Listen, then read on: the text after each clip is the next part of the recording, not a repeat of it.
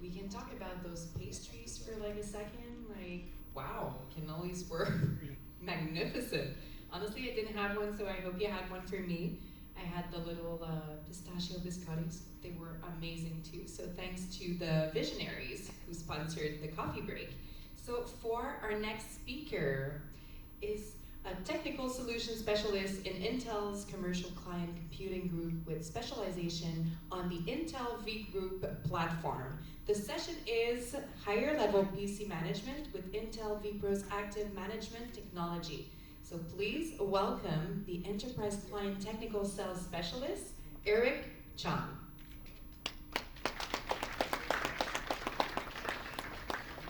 Can you guys hear me? Oh, perfect. There we go. Oh, that's pretty high tech. You're on mute. Click here as well. I'm on mute. So what I'll do is I'll spend the next 20 minutes talking about vPro active management technology and some of our security offerings. And since I only have about 10 minutes of content, please ask questions as we go along. Don't wait till the end. If you have any questions, by all means, ask away and yell it out if I don't see you. So what I want to start off with is what is Intel vPro itself? There's a lot of misconception in terms of what it is. So whenever I talk about vPro, I talk about it as a platform, meaning if you look at your actual notebook or your desktop PC, you may see a little sticker on it that says Intel vPro. If it says that, that means that device is vPro platform. A lot of people have the misconception of, if I just buy a vPro CPU, my machine's vPro platform. Not the case. You have to have that sticker on that machine because Intel has very specific requirements, the secret ingredients that need to go in that machine before an OEM such as Dell, HP, or Lenovo can put that sticker on that device. The ingredients, if you're just curious, are the CPU, chipset graphics, and the Ethernet and Wi-Fi all have to be vPro enabled, tied together through firmware. Now, once you have the actual vPro sticker on that machine, meaning it's vPro platform, there's four main pillars behind vPro. We call it best for business. And the first piece is performance, meaning that that PC will have very specific high-level performance. Namely, you'll only find i5 or higher-based CPUs on vPro platform devices. Similarly, you'll only find the better Ethernet, better Wi-Fi adapters on that device and better chipsets. Now, the second piece is the actual bottom right-hand corner is the stability aspect of it, or called the SIP program, Intel Stable IT Platform Program, meaning that if you buy that particular PC, Intel will guarantee that we'll make those components for at least 5 quarters. Usually it's a lot longer, so you have that standardization in your environment. We do a lot of other validation testing behind the scenes. We also have a security pillar, which means that on specific elements, you only find on vPro platform devices, and I'll get into a bit more discussion about security. And the last piece, which I'll spend most of my time on, is manageability. How do you actually manage machines, what we call out-of-band? So if you think of the server world, you have the iDRAC, ILO type, lights out type of management, because no one actually goes to the data center to manage that machine. Think of active management technology, which is a subset of vPro, that piece of it, and I'll spend most of my time talking about active management technology. Now I'll just kind of give you a quick security pitch. Intel has something called Intel Hardware Shield, and what this does is the overarching Intel security story on client-based computers. Now this is available on all Intel-based PCs, but we have a lot more features specific on Intel vPro platform devices. Now the way Intel looks at the actual security aspect is we have 3 tiers. One is below the OS, meaning that a lot of attackers now are just attacking the OS piece of it, but they're getting smarter and attacking the firmware level of that device. So how do you protect that? So one example is found on vPro devices such as runtime bias resilience, meaning that when that machine boots up, we harden the actual memory where the firmware gets loaded. It needs to be hacked and protects it. We also have the application layer, and I'll get into details in terms of how that's done at a silicon level, and advanced threat detection, which again, I'll speak upon in a bit more detail in a few minutes. Now what this chart is, it's kind of an eye chart. What I'm just trying to illustrate is that we just don't make security, so that's great. You can see over time, we actually increase our security as new generations go along. Intel's very bad at actual acronyms. WHL is Whiskey Lake, CML is Comet Lake, TGL is Tiger Lake, Rocket Lake, and right now, Alder Lake, which is the newest generation of PCs that just came to market basically maybe about a quarter or so ago. Now, in terms of things we do, one thing we have is something called threat detection technology. It's built in the actual device itself. What it does is very high level. It actually offloads scanning from the CPU into the GPU. So in the CPU, you may have, let's say, 4 cores. In the GPU, you may have up to 96 execution units. So we can do things a lot faster in the actual GPU. So it's been used for a long time by Microsoft Defender, and the way it works is that it determines that your machine has an Intel CPU of a certain generation or higher, and actually runs this actual memory scan in the actual GPU, which happens much, much quicker. In the old days, the machine would come to a crawl, no longer the case. We've actually made enhancements to that over the years, and most recently, we've actually added ransomware and cryptojacking. So if these type of attacks are occurring, the silicon knows it's actually happening. Now, we can't do anything about it. That's where we rely on our partners such as Microsoft, SentinelOne, ConnectWise, etc. You see a list of different vendors on the list below. So they can actually stop that attack from actually happening. This is built in at a hardware level, but you do need the ISV enablement. And most recently, where it says new, it says anomalous behavior detection, or ABD. This is new in 12th generation.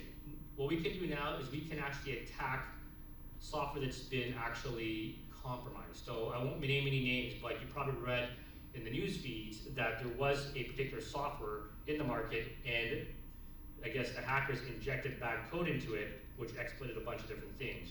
We can now detect against that behavior in terms of how it's actually operating in the actual CPU itself. Now, in terms of actually kind of, if you want to get into the real nitty-gritty things, there's something called NIST and National Institute for Standards and Technology. It's a US-based organization that sets up the different standards for the government. And there's something called MITRE. All these are kind of various security pieces of it. We've actually contacted a company called Coalfire, a security agency, to write a paper about our technology and how it's using these actual standards and technologies to actually harden our machines. And that paper is available for download at no cost. Just do a search for Coalfire Intel, and it goes in very technical detail in terms of how our technology is used in these environments.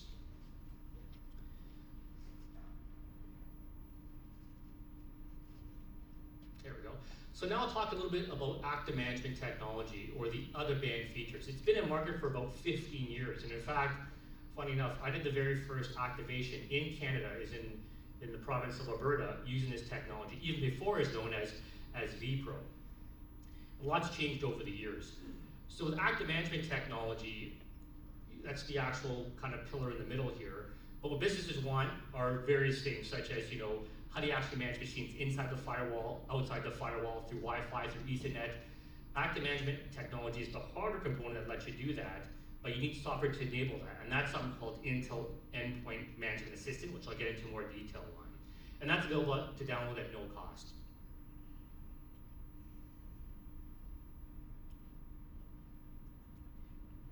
These two buttons here, they're both green. I'm pressing the smaller one, so big green button.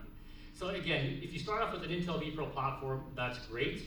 Then you can actually take advantage of something called Intel Active Management Technology, and the software that orchestrates all that kind of connectivity and management is something called Endpoint Management Assistant. Again, the Endpoint Management Assistant is available for download at no cost.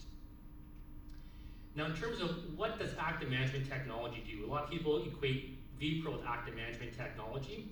So what vPro does, or active management technology more specifically, it allows you to manage that machine pretty much as if it was a server. So for example, remote power control.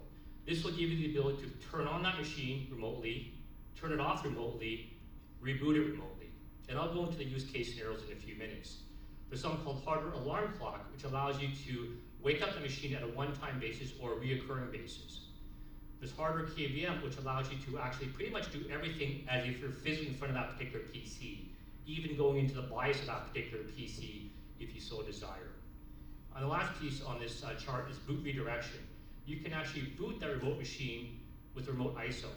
So in other words, you can actually boot diagnostics on that machine. You can boot a CD to wipe that machine. You can even re-image that machine if you want to, all done remotely, even if they're at a Starbucks somewhere.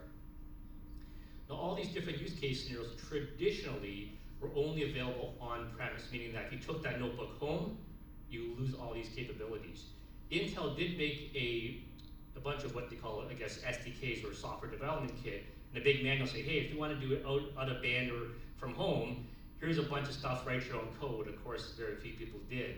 About 3 years ago, Intel announced a product called Endpoint Management Assistant, which is now off the shelf. You can do all these things both inside your firewall and outside your firewall. Now let me just go through the use case scenarios in more detail. Remote power control is probably the most widely used one.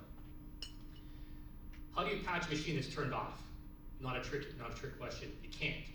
So with remote power control, a lot of enterprises, what they do is they reliably power on the device so it can actually be patched. That's the primary use case historically. Now I'm based out of Toronto. I cover all of Canada and I cover the Northeast US. And right now I'm doing about 4 activations, as we call it, turning on AMT, with some universities actually in the US in the Northeast. They're using remote power control kind of a bit differently. They have lab machines, so they want them patched so they can ensure they're all turned on. For the Green Initiative, what do they do with these lab machines at the end of the day? They power them all down. But for the classrooms, they actually have desktop PCs throughout their classrooms. And what happens is the professors rely on these actual desktops to teach lessons. What you don't want happening is the professor turning on a machine, Windows updating, and then you're going to be there forever, right? That's not a bad use of good use of time. So what they do is they ensure the machines are on at least 2 hours before actually class starts, and they do a reboot as well. So when the professor comes in, it's ready to go. Machines are actually, no issues in terms of Windows update. So that's how they use remote power control. A lot of other different use case scenarios as well. In terms of hardware alarm clock, I'll give you a personal example of how I use alarm clock at home. During the pandemic, I'm sure many of your kids studied from home. So my kid has a 27-inch monitor. Yeah, my wife said, oh, we can't give a 14-inch monitor, it's too small. So he's a 27-inch monitor, and behind it, he has an Intel NUC. It's a little PC about the size of a hockey puck, and it's mounted behind it. But he can't reach behind it to turn it on. So what do? It's a vPro enabled Intel NUC. I actually have the alarm clock turn on his machine every day at 6:45 like clockwork, so he doesn't have to worry about turning on that machine. I don't want him to turn on because you can be reaching behind, hitting all the wires and doing something bad. So that's how I use alarm clock at home. The other option here is hardware KVM, again, very widely used. So this will give you the ability to, again, get into that machine no matter what state it's in. It can be the pre-boot state, asking for a BitLocker recovery key. You can get to that machine, enter that BitLocker recovery key, boot into that machine. It could be in the BIOS. You can reboot into the actual BIOS, make changes. So I'll give you some examples again in terms of how it's used. About 2 years ago, there is a school board in Northern Ontario, and it's very rural, the most northern part of Ontario, and they only have, I think if I remember correctly, 12 schools in their environment. But the closest schools are about a 3-hour drive from each other. And the farthest school, end to end, are about 8 to 10 hour drive. And they use Dell Optiplexes, and they're vPro enabled.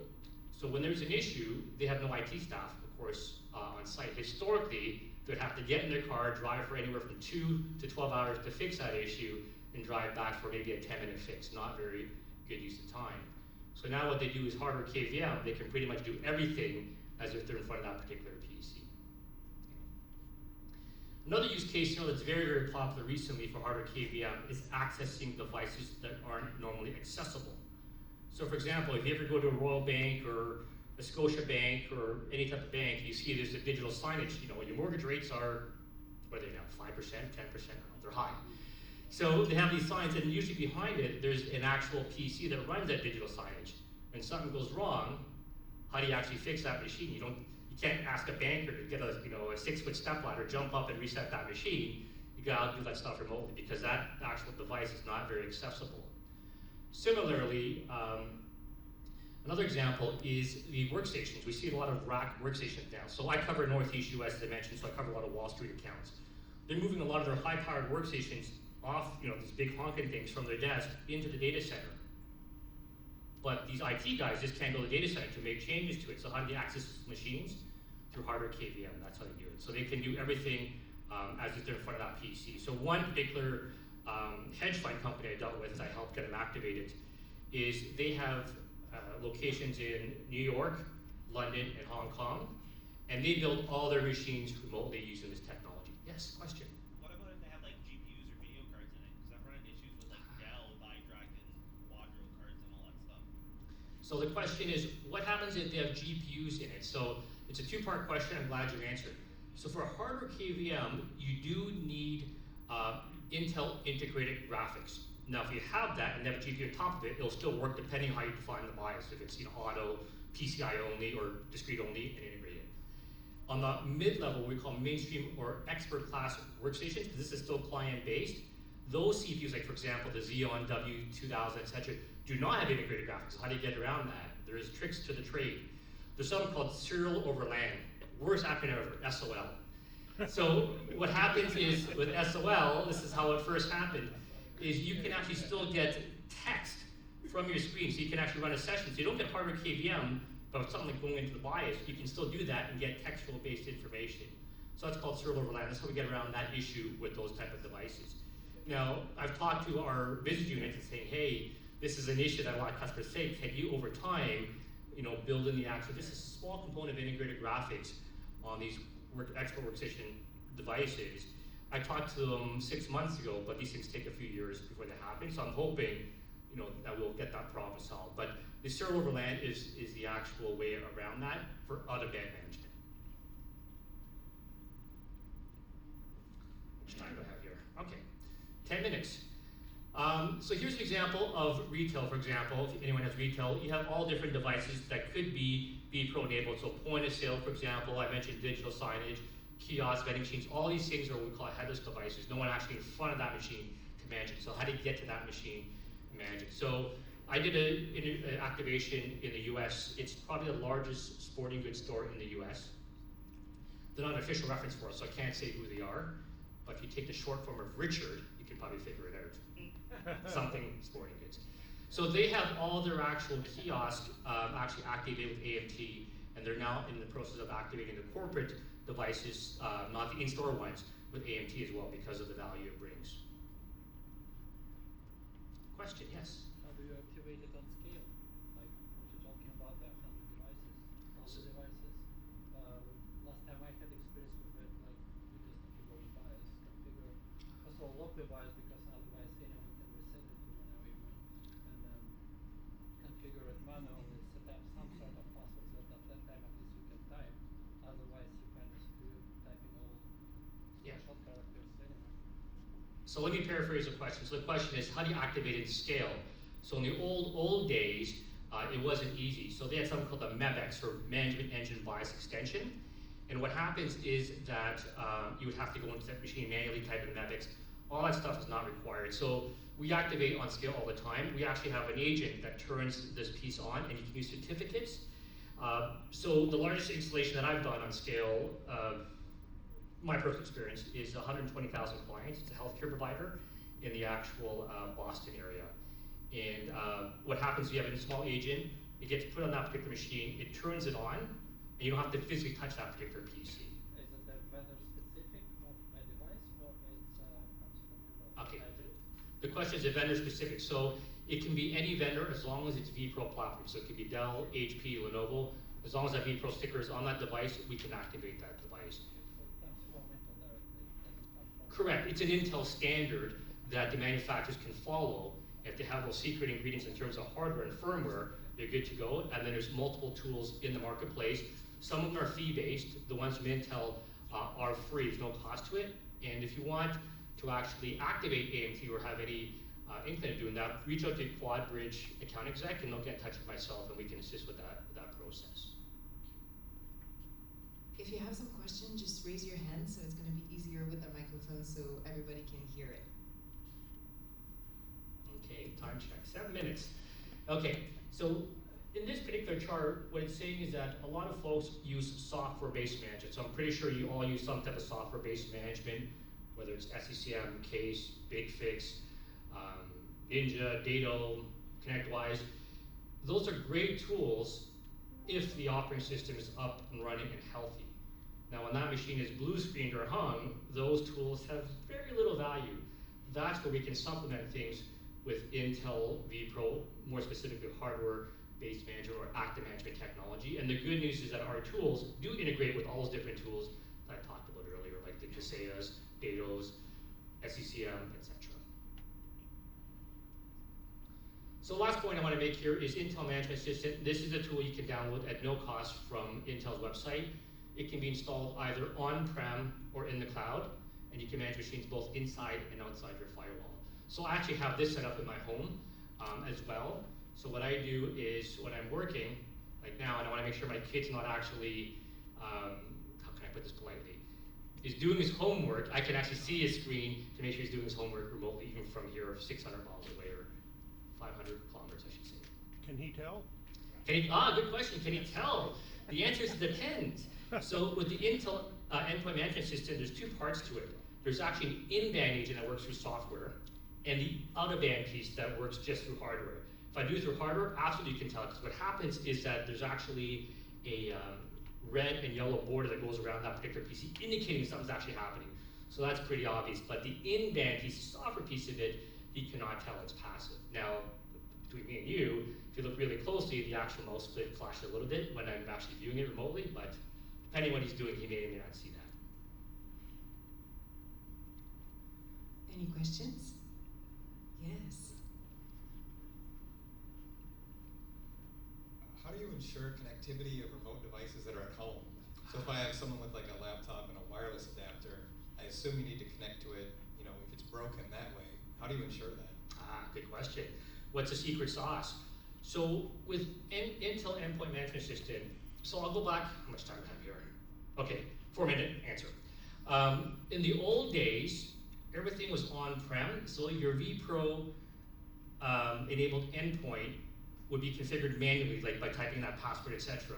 That vPro enabled endpoint acts like a little server on-prem. So because I know where that endpoint's resolved name or IP address, I can get to it and do all my out-of-band management we talked about earlier. Now with a new tool called Endpoint Management System, attached with what they call CIRA, or Client Initiated Remote Access. That machine can be anywhere. It can be at your house, it can be at Starbucks. How do you know? So what happens is when you install the Emma software, it has a resolved name. Let's say, for example, it's emma.quadbridge.ca. So inside the actual firmware, it writes that information, so it always knows to connect home. On the Ethernet, that part's easy. Now for Wi-Fi, what happens is there's two profiles we can set up. One is a known one. So let's say you're actually at the QuadBridge office and you work for QuadBridge. We know what your SSID is, we should know it, and how you authenticate what's 802.1x, P, whatever it is, right? So that part, that's a predefined profile. So it's just gonna work. We have a second set of profiles called, what's the name of it called? Shoot. But it's called ad hoc. So basically what happens is when you take that notebook home, through the actual Wi-Fi driver, when the machine is healthy, it says, I know I'm at Jason's house, here's his SID, here are the credentials. It encrypts those credentials, stores them in the firmware. So now when that machine is in any state, even when it's turned off, assuming it's plugged in, it still has that connectivity, client initiated remote access. It calls home to actually emma.quadbridge.ca. That's what maintains that connectivity. Do you guys have any more questions? I think we still have a bit of time. All quiet in this room. Well, I guess with using agent, I can get full Intel website, right? The Emma software is available on Intel website. That's the one that's supported. We have another tool called Mesh Central, which is open source, and that is supported by the community. But if you want to see a demo, but normally I take customers through an actual demo, but because of time I didn't do that today, where I can control machines remotely and see how it works. Reach out to your QuadBridge account exec. They'll get in touch with myself. More than happy to take you through like an hour demo of how it works, what's required to turn it on that device. And QuadBridge can assist with that process as well.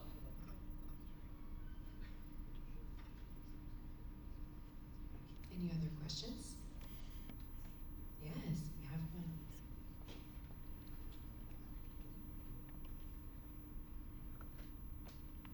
Yeah, I was just wondering if you could expand a little bit on the integrations with those kind of RMM solutions. Yes. And kind of how that works. Sure. So the integration will vary from RMM to RMM. So the very lightest way of doing it is they have a pointer and saying, okay, here's my endpoint, now launch the Emma console, which is a web-based console. You don't do anything special. That's kind of the easy way of doing the integration. Some of the RMMs have a bit deeper integration where they have APIs. So we actually have REST APIs so that you can actually even do your own work.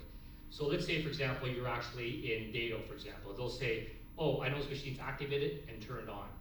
So you have a bit more information. So VMware Workspace ONE is another one where they have a lot more integration, where they actually natively in their console can tell you that state of that machine out of band. So it varies by RMM, that's the short story, but all of them have the ability to actually launch the console, because the console is required if you want to do hardware-based KVM.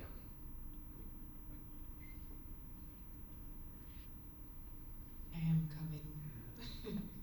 Sorry. Well, probably the last question from me. Sure. Are you aware of vendors that use this technology for finding stolen devices? Because if it's a hardware KVM, it's on the hardware level. If my laptop got stolen and then someone reimaged it, it will know new Wi-Fi SSD, it will still call home. So the question of which vendors use it to detect these devices? Yeah, so I'll give you the official answer and then the unofficial answer. So the official answer is it's not designed to recover stolen devices, because there's actually an option in there called remote secure erase, which you can actually erase that drive automatically when it's remote. So what I normally recommend customers doing is if they're concerned about theft on the devices, is there's a great industry solutions like Absolute Software, for example, that can actually find that machine and trace it back. So we don't officially state it's good for getting stolen machines back, or at least wiping it. It can do it, but we don't actually promote that piece of it because it's not something that was kind of part of the design plan of the tool set. But yes, technically you are correct. It can do that. At least wipe the data on that machine, or you can actually hard key into that machine to see where it is, what's happening. Do you guys have any more questions?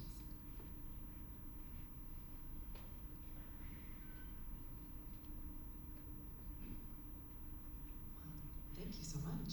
Great, well thanks for your time.